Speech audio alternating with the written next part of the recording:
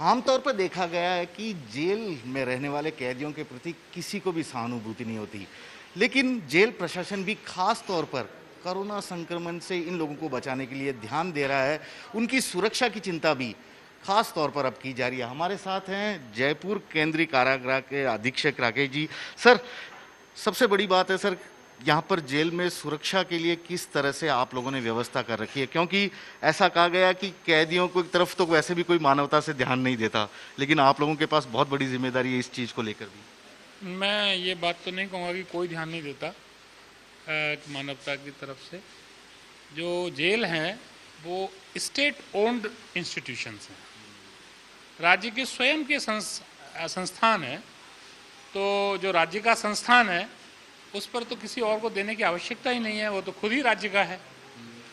क्योंकि जो लोग यहाँ हैं वो स्टेट की कस्टडी में हैं, लॉफुल कस्टडी में है, तो ये रिस्पॉन्सिबिलिटी पूरी स्टेट की है। और स्टेट की ओर से एक डिपार्टमेंट, हमारा जो प्रिजन डिपार्टमेंट है, वो बना हुआ है एक्सक्लूसिवली जो यहाँ पर बंद हैं उनके सभी अफेयर्स को डील करने के लिए, चाहे उनको खाने का, उनके मानव अधिकार का, उनके इलाज का, उनको रखने का, डिसिप्लिन का, रिफॉर्मेशन का और लीगल एस्पेक्ट्स का। अभी कोरोना महासंक्रमण है, एक स्ट्रेटेजी की आवश्यकता है, एक ज़रूरत है। तो डेफिनेटली गवर्नमेंट के जो डायरेक्शंस हैं, जो डिपार्टमेंट्स हैं, डीजी साहब ने जो डायरेक्शंस को डिसाइड किया है, उन सभी की पालना सुनिश्चित करना मेरा और मेरी टीम का कर्तव्य भी है और धर्म भी है। ये सवाल ये है सर कि कितने इस वक्त यहाँ पर कैदी है, चाहे अंडर ट्रायल हो चाहे सजा याफ्ता हो, और उन लोगों के लिए क्या क्या सुरक्षा आप दे रहे हैं, जैसे मास्क, सैनिटाइजर या इस तरह की और कोई व्यवस्था? यहाँ लगभग 1173 की सेंक्शन कैपेसिटी और हमारे पास 1200 के आसपास लोग हैं। और इनको इस संक्रमण से सुरक्षा देने के लिए आप यहाँ से देख सकते हैं, जैसे ही हमारे मेन गेट से एंट्री होती है, हमारा एक कर्मचारी यहाँ पर रेगुलरली तीनों शिफ्ट में रहते हैं।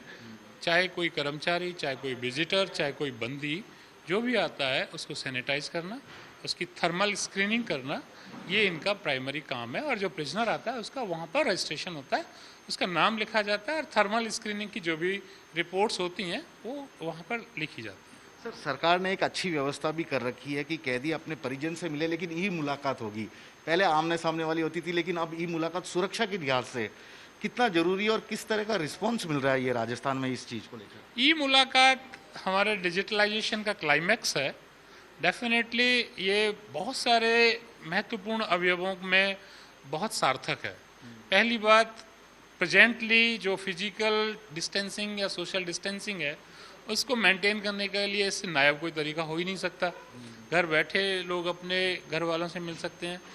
दूसरे एस्पेक्ट्स में देखें तो लोग जो परिजन हैं, जो घर वाले हैं, वो कष्ट उठा करके यहाँ आते हैं, खर्च करते हैं, और 2 या 1 आदमी आ पाता है या 3 आदमी तक हमने अलाउ किया हुआ है, तो उतने ही लोग मुलाकात कर सकते हैं। लेकिन ई मुलाकात के जरिए वो अपने घर बैठे बिना पैसा खर्च किए अपने पूरे परिवार के साथ अपने बंदी से मुलाकात कर सकते हैं। सर, एक आखिरी सवाल, अब कई समाज सेवी संगठन आके, जैसे अभी यहाँ पर कुछ लोग आए थे, यूथ लोग हैं, उन्होंने यहाँ सैनिटाइज करने की कोशिश की। इस तरह की पहल को आप किस तरह से देखते हैं? क्योंकि जिस तरफ लोग आना पसंद नहीं करते उस तरफ ये लोग आकर थोड़ा बहुत जो भी आप कहना चाहें इस बारे में। नहीं, ये समाज एक बहुत बड़ा कॉन्सेप्ट होता है और उसमें चेतना का शून्य से लेकर अनंत तक का स्तर होता है। हमारे प्रबुद्ध लोग हैं जिनके लिए आप इशारा कर रहे हैं, वो डेफिनेटली हर समाज में हर समय उपलब्ध होते हैं। ये लोग इस जेल को भी समाज का अंग मानते हैं।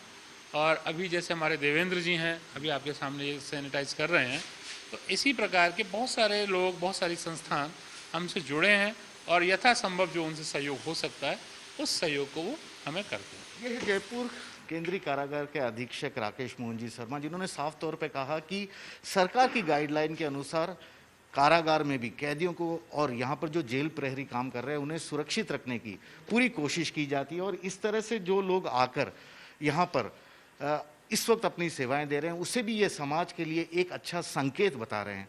कैमरामैन दिनेश कुमावत के साथ श्रीवत्सन, जयपुर, न्यूज़ 24।